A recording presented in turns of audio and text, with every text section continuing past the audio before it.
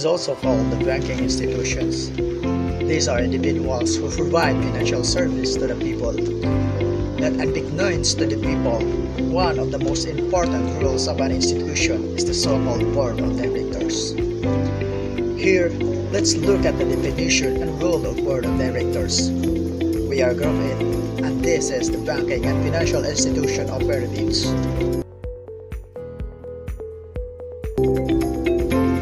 Our team aims to discover and know the definition of financial institution and understand the role of board of directors. We interviewed Ms. Erica Buscano, the Chief Executive Officer of the company, regarding the so-called board of directors, and according to her, the board of directors has the ultimate responsibilities for the loans made by the bank, because the board delegates the task of making loans to others. It must have a written loans policy that establishes the guidelines and principles for the bank's lending activities. A written policy is a tangible evidence of the processes that have been established to identify, the measure and monitor and control the risk of the bank. clearly states that the board of directors is responsible for protecting the interests of shareholders by implementing the so-called loan policy. According to the Ms. Ethel Woodley, a financial officer, she shared her knowledge about loan policy, and according to her, loan policies vary widely from bank to bank. The loan policies for a small bank that lends primarily to local consumers are going to differ from a policies of a large bank that specializes in lending to business concerns. So, in either case, the policy would state that the bank is in the business of making sound and profitable loans.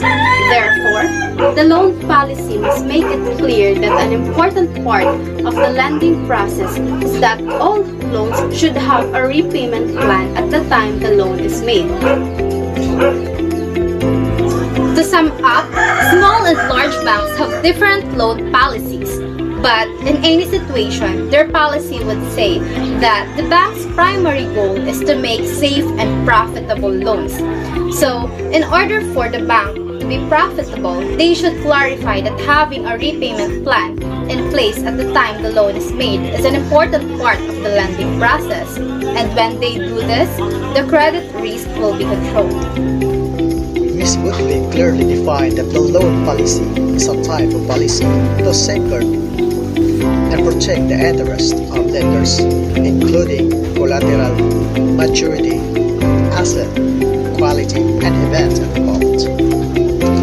So don't leave and bank and financial institutions operatives.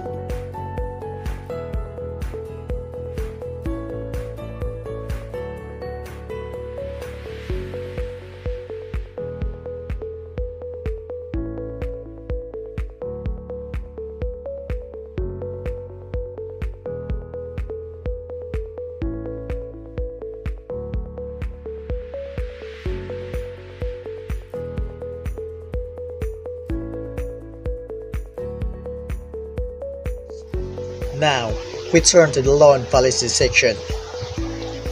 According to Ms. Belleza, a Chief Legal Officer, there are different policies regarding the loan. According to her,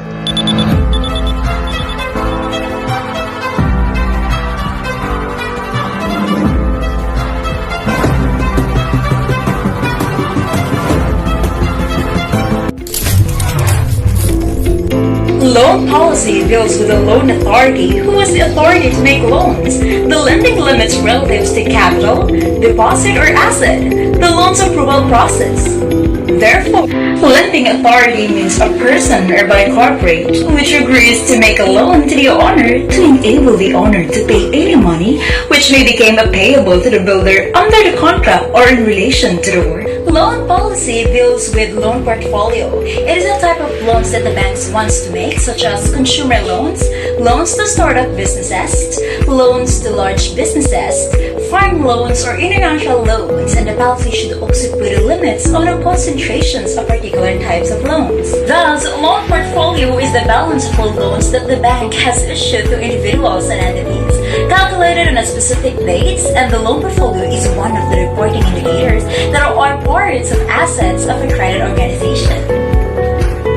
We also have geographic limits of the banks, trade areas where it may be grant loans, and we also have policies for determining interest rates, fees, and contractual terms of the loans.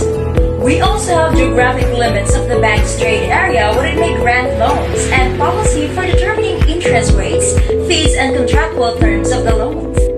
Limits and guidelines for off-balance sheet exposures from loan commitment, letters of credit, securitized loans, and derivative products such as swaps, options, futures, and so on. A loan review process to evaluate lending procedures and the quality of the loan portfolio. And Ms. Hazel also strongly supports a marketing officer who, according to her,